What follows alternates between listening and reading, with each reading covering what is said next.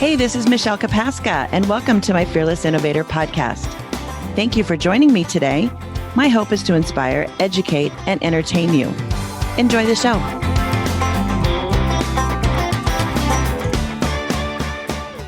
For a full transcript of this episode, go to fearlessinnovator.com.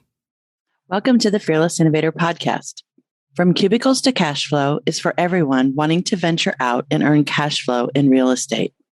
Follow me as I take you on a journey of how I went from sitting in a cubicle for years to investing in real estate and earning cash flow. You will learn from my mistakes and share in my rewards. My name is Michelle Kapaska, and I'm the host of the Fearless Innovator podcast. Today, we're going to discuss, are piles of money better than streams of money? What do I mean by piles of money? A pile of money are profits made from the sale of a property. For example, when you sell a property such as a rental property. What is a stream of money? It's the rents earned off of a lease. It's the mortgage payment earned from a mortgage if you're the lender. Which is better? There is no right or wrong answer. It depends on your risk tolerance and how much you're willing to pay in taxes. Here's how I learned my lesson. For several years, I had been flipping homes with a partner. At the end of each year, I found out from my CPA that I was paying a lot in taxes. Why? Because the income from a flip was taxed as a short-term capital gain, and the rate was a lot higher than if I'd held the asset for a year or more, which was a long-term capital gain.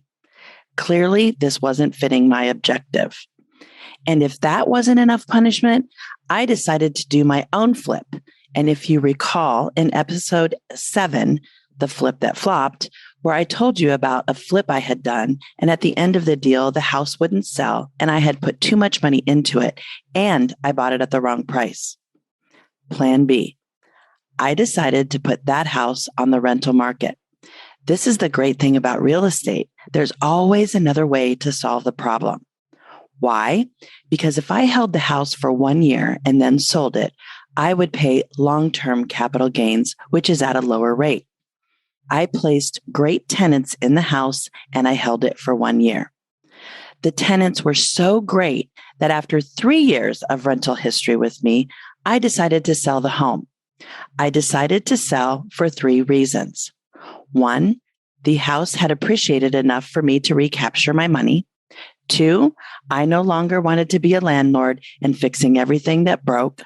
And 3, I wanted to trade in being the landlord for being the lender. How did I do that? First, I did not sell this house outright because this time I didn't want a pile of money. Everything I had learned about piles of money meant to me that I'd be paying way too much in taxes. I wanted to lessen my tax burden. This time, I wanted streams of income. Second, I reached out to my tenants to see if they wanted to buy the house, and they were all in. Third, I hired an attorney to structure the deal. In this case, there was an existing mortgage on the home, and I did what is called a wraparound mortgage. Basically, we agreed on the selling price, the tenants became the borrower, and I went from being a landlord to lender. Each month they pay their mortgage to me, I pay the existing mortgage, and what's left is mine. The money that's left over is considered passive income, and at the end of the year, I'm only taxed on what I earned. If I had sold the house outright, I would have been taxed on the pile of money and not the stream of money. Today, I have several streams of money coming in, and I always shy away from piles of money, even though for some reason I seem to attract piles. Now, I plan my exit strategies so I don't end up with a pile of money. I often run into many sellers in the market that are of the belief that a pile of money is what they want. When I believe in their minds, they're actually thinking, if I get a pile of money, I can do XYZ with it, which typically means they're going to go buy doodads, which are unnecessary items, or they say they want to pay off their bills, and before you know it, the money is gone, and now they face regret. Why do I know this? It happens every day because in general, most people, including me early on, don't know what to do with their money once they get it, meaning they don't know where they can invest it. I know several individuals today with money and they have nowhere to put it because the real estate market isn't in what most people consider a buying market. So they're holding on to it. These are typically seasoned investors. If you're well-versed in real estate, you will find a viable investment. But for those not educated in real estate, you may invest in the stock market. Personally, I don't invest in the stock market because I can't control the asset.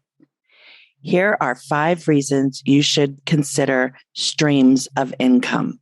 Number 1, you save on taxes. Let's say you earn $100,000 on the sale of a property and you're single.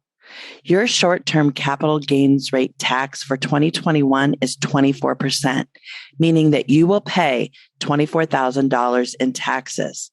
If you held on to that asset and claimed long-term capital gains, that rate is 15% and you'd only pay $15,000. Number 2, pays down debt. If you have multiple streams of income, you can pay down existing debt quicker. Number 3, it provides a safety net. What if you lose your job or become ill? Having streams of income, you can take your time looking for another job or take the time off needed to heal from an injury or an illness. Number 4, it creates financial security. Let's say your debt is paid off. Then you take this stream of income and invest it in more real estate. 5, allows more free time. With multiple streams of income, it allows you the flexibility in your free time for more vacations or starting a new business. It has been my experience that when the piles of money run out, you're left with nothing, or you're left with nothing and a huge tax bill at the end of the year. I've seen this happen with first-time wholesalers. They make their first $20,000 in profit from their first deal, and then they go on vacation. It's not until tax time that they are faced with a big dose of reality when they realize they don't have the money they need to pay their taxes. Obviously, based on my experience, I prefer streams of income over piles of income. And for you, maybe your circumstances are different and you prefer piles. My best advice would be to play out each scenario and understand your tax implications before you decide on a pile or a stream of income. Thank you for joining me today. I'll see you next Thursday on the Fearless Innovator podcast. Thank you for listening today. I hope you enjoyed the show. If I can help you invest in your future, reach out to me at fearlessinnovator.com. Catch me later.